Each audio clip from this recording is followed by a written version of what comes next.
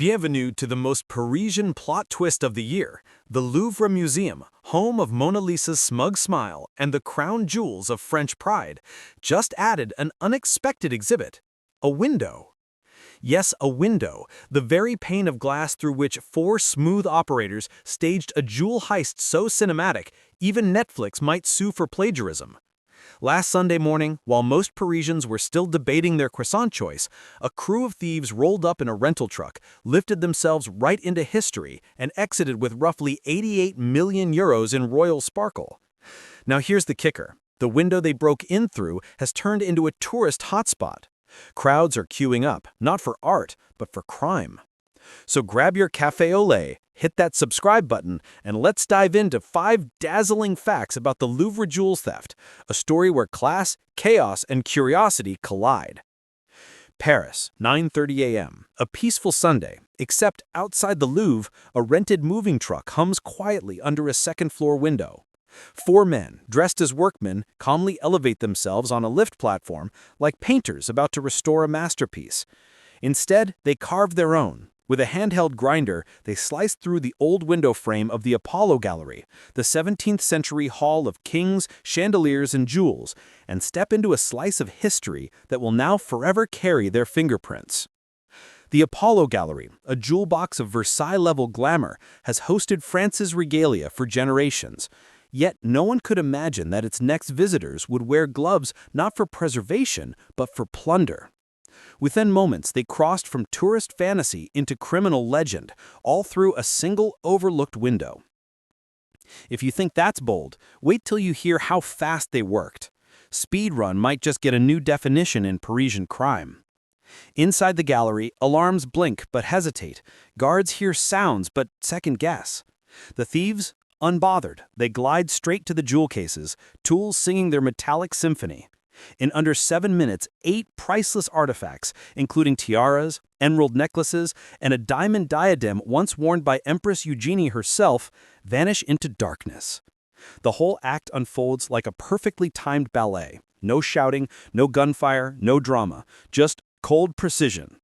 Imagine Ocean's 11, but with baguettes for breakfast. Then, in their rush, one of them fumbles, dropping a 19th-century crown on the marble floor. It's later recovered by police, slightly bent, but still gleaming, like France's pride trying to stand tall after the stumble. Security footage? Sparse. Witnesses? None.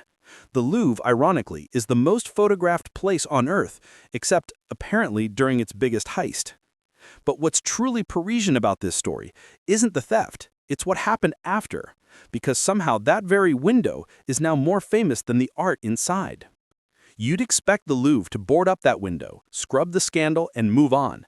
Instead, it became an attraction.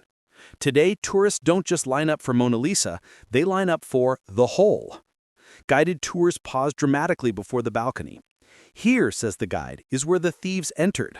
Selfie sticks rise, camera shutters flutter like paparazzi on Oscar night. Children pose with mock binoculars. One American tourist was overheard saying, "I came for the art, stayed for the crime."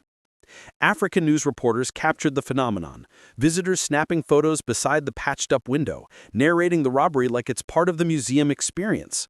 Local cafes even renamed drinks, the Apollo Espresso and the Stolen Crown Latte.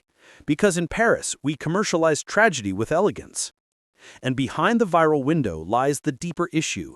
What makes this gallery so vulnerable that thieves could just waltz in, lift, and leave without breaking a sweat? Let's talk numbers. The stolen jewels were valued at 88 million euros, about $102 million, but money barely scratches their significance.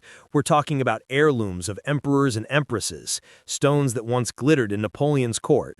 They weren't just shiny, they were history itself. Yet, their protection? Surprisingly ordinary. Early investigations suggest that key surveillance cameras didn't cover that particular window. The security staff were thin on a Sunday morning, and response protocols lagged by minutes that cost France a royal ransom. President Emmanuel Macron called it an attack on heritage, and he wasn't exaggerating. The Louvre's leadership scrambled to promise a modernized security overhaul, while public criticism questioned how the world's most visited museum could be caught napping. Still, Paris remains Paris, a city that somehow makes even scandal look stylish. But here's where irony reigns supreme, because instead of shame, what followed was fascination. The more shocking the theft, the bigger the crowds grew. 3 days after the robbery, the Louvre reopened, because nothing stops the show in the City of Lights. But what drew the flashbulbs wasn't the Mona Lisa smile, it was the thieves' rout. People now gather at the balcony, pointing toward the repaired glass, telling each other that's where they got in. For some, it's a brush with danger. For others, it's living history.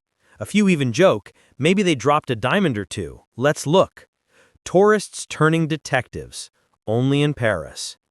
Sociologists call it dark tourism, our fascination with places marked by tragedy or infamy. Yet here, it's served with charm, selfies, laughter, and hashtags like #Louver Heist trending worldwide. The same human curiosity that once admired genius now flocks to glimpse audacity.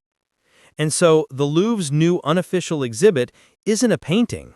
It's a repaired window telling a story of greed, glam, and gravity.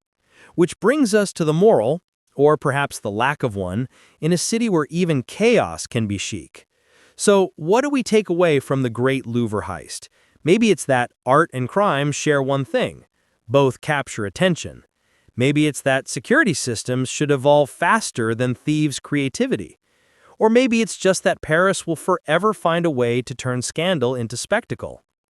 If you're visiting the Louvre anytime soon, by all means, take your photo at the infamous window. Just don't lean too close. And while you're here on Global Pulse News, show some love across the family. Our sister channels, Sparkling Kids and Rema Fatima, are lighting up YouTube with stories, songs, and learning for young minds.